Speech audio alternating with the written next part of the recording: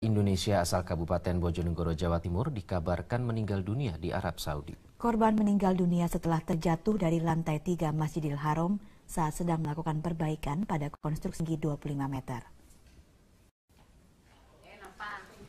Kabar meninggalnya Haris pertama kali dikabarkan oleh rekan kerjanya Nurman, sesama TKI asal Kabupaten Lamongan melalui pesan singkat kepada keluarga. Haris dikabarkan meninggal dunia karena terjatuh dari ketinggian 25 meter, lantai 3 bangunan Masjidil Haram Mekah pada Minggu 30 Agustus lalu.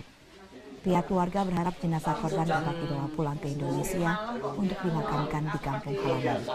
Namun, karena sulitnya proses pemulangan jenazah, keluarga akhirnya merelakan korban dimakamkan di Arab Saudi.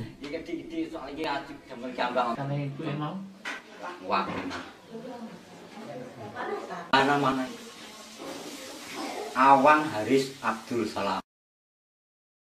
Lagarde ke Indonesia, di Indonesia, tangannya disambit dan mantan Menteri Pariwisata dan mengikuti kuliah umum, Lagarde langsung bergerak ke Istana Negara untuk bertemu dengan Presiden Joko Widodo. Dalam pertemuan ini, Menteri Koordinator Bidang Perekonomian Darmin Nasution, Pratikno, dan Menteri Keuangan Goro. Rencananya Lagarde akan berada di Jember. Lagarde juga dijadwalkan untuk menjadi pembicara seminar Bank Indonesia Agus Martowardoyo pada jumlah informasi lainnya pemirsa di polisi siswi SMP di Bandung, Jawa Barat yang dilakukan mantan pacarnya dilakukan dengan sangat terencana.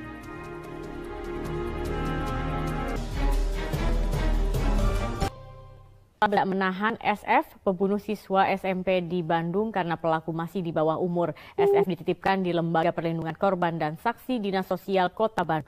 Polisi yakin SF telah merencanakan pembunuhan FD. Pemeriksaan intensif terhadap SF, siswa SMP yang masih berusia 12 tahun terus dilakukan penyidik kepolisian Resort Kota. Terangan SF terkait perbuatannya membunuh FD, siswi sebuah. Polisi menduga SF telah berencana membunuh FD. Pelaku ingin mengambil handphone korban dan sakit.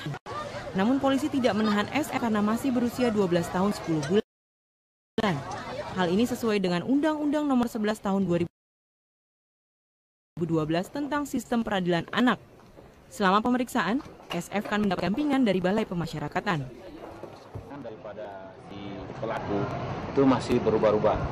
Yang mana keterangan pertamanya menyatakan bahwa beliau hanya menginginkan handphone Samsung yang dimiliki oleh korban. Yang mana korban meminjamkan handphone tersebut untuk berhubungan antara korban dengan si pelaku. Nah, tapi apakah sedemikian gampang seseorang menghabisi nyawa korbannya? Kita perlu pendalaman. FD, siswi SMP negeri di Bandung ditemukan tewas di area persawahan Cipamokolan, Kota Bandung, Jawa Barat, Senin sore. Korban tewas dengan luka di kepala akibat hantaman benda tumpul. Di lokasi, polisi menemukan sebuah palu. Teman korban mengaku sempat berkirim pesan usai pulang sekolah kemarin. Bahkan FD sempat menjadi ajudan upacara bendera. Jenazah FD akan dimakamkan di pemakaman Pandu Kota Bandung besok. Di Bandung, Jawa Barat, Roni Halim, Metro TV. Pembunuhan sadis yang dilakukan remaja menjadi fenomena beberapa waktu terakhir. Sejumlah kasus menunjukkan gejala semakin para pelaku kejahatan berat.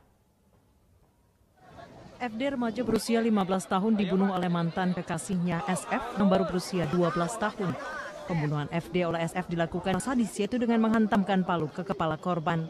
Motifnya diduga pelaku tergiur ingin memiliki telepon seluler korban dan sakit hati karenanya kekasih baru. Pembunuhan sadis dan terencana yang dilakukan SF akan kasus pembunuhan Ade Sara yang dilakukan sepasang dan Ashifa. Kedua pelaku yang masih belia melakukan terhadap Ade yang juga dilakukan dengan cara yang sadis. Motifnya hanya karena cemburu. Jenazah Ade Sara ditemukan di pinggir ruas tol Jor Bintara Barat dan kedua pelaku diganjar hukuman seumur. Kasus pembunuhan sadis juga pernah terjadi di Bekasi, Jawa Barat. Seorang mahasiswi berusia 19 tahun ditemukan tewas di kamar kos milik kekasihnya Arifin bin Erwan yang masih berusia 22 tahun.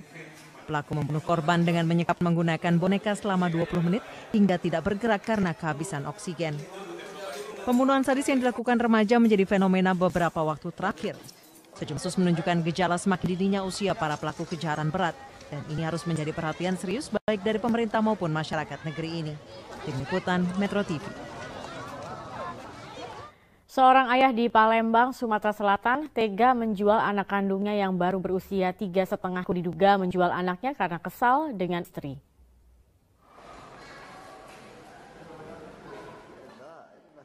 Polisi menangkap pria berinisial FS jual anak kandungnya, VA, yang masih berusia 3 tahun. FS menjual putrinya kepada seorang pria berinisial Jan seharga Rp8.500.000. Penangkapan dilakukan setelah dapat laporan dari ibu korban yang mengetahui anaknya dijual oleh suaminya sendiri. Niatan menjual putri tunggalnya VA muncul setelah bertengkar dengan istrinya. FS menuduh istrinya berselingkuh dan berniat membalas dendam agar istrinya ikut merasa sakit hati dengan menjual putri mereka. Minta tolong siapa lah anak ini kan aku nak berangkat kan ya aku kan.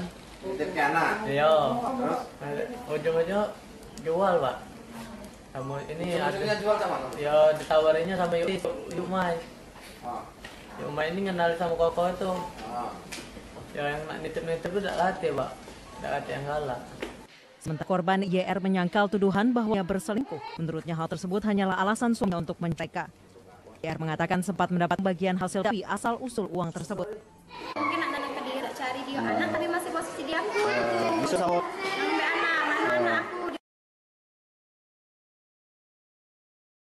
Kepada Presiden Joko Widodo dari 8 nama, baru 1 wanita yang selanjutnya akan diuji oleh DPR. Untuk yang pertama pula, panitia seleksi kandidat komisioner KPK sudah membagi para calon sesuai sing.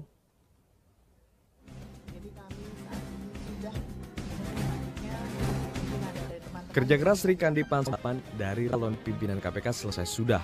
Setelah diserah Joko Widodo, 8 nama kandidat komisioner KPK alias Fit and Proper Test di DPR.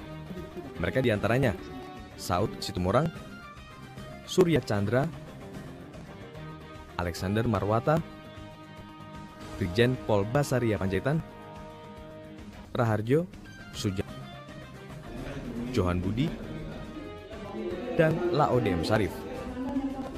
Beda dari proses seleksinya, panitia seleksi KPK membagi 8 nama capim KPK berdasarkan bidang masing-masing. Pembagian 4 bidang kompetensi ini dilakukan karena pansel ingin menguatkan KPK dalam jalan dan menghadapi tantangan. Ya, artinya kan kami ujulan ya setelah mapping apa sih tantangan KPK ke depan dan juga berdasarkan kewenangan KPK sesuai dengan undang-undang KPK itu sendiri. Dari 8 capim KPK yang lolos, selip 1 calon wanita adalah polisi aktif Brigjen Pol Basaria Panjaitan. Polisi berpengalaman di bidang reserse ini memiliki vokasi dalam upaya pemberantasan korupsi. KPK itu boleh menentukan apakah penyidikan tersebut akan dilaksanakan oleh sendiri, diserahkan kepada penyidik dalam hal ini polisi atau jaksa, itu maksudnya Mbak. Jadi tidak ada mengurangi kewenangan KPK. Sebagai pihak yang akan menggelar proses fit and proper, Komisi 3 DPR belum bisa menilai 8 nama hasil seleksi pansel KPK. Karena tidak tertutup kemungkinan nanti sebelum fit and proper test di DPR itu dilakukan, Komisi 3 akan bertemu dulu, mengundang pansel atau bahkan mungkin panselnya akan meminta untuk bertemu dengan Komisi 3, tidak tertutup kemungkinan itu, dan tentu kami akan mendapatkan penjelasan terlebih dahulu. Maka, publik pun kini berharap besar kepada Dewan Perwakilan Rakyat untuk betul-betul mampu menyaring 5 nama terbaik. Biasanya, panitia seleksi KPK sudah membagi 8 nama capim KPK berdasarkan bidang masing-masing. Pembagian 4 bidang kompetensi ini dilakukan karena pansel ingin menguatkan KPK dalam menjalankan dan menghadapi tantangan.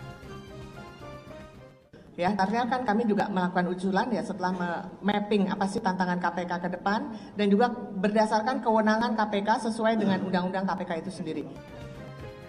Dari 8 capim KPK yang lolos, terselip 1 calon wanita adalah polisi aktif Brigjen Pol Basaria Panjaitan. Polisi berpengalaman di bidang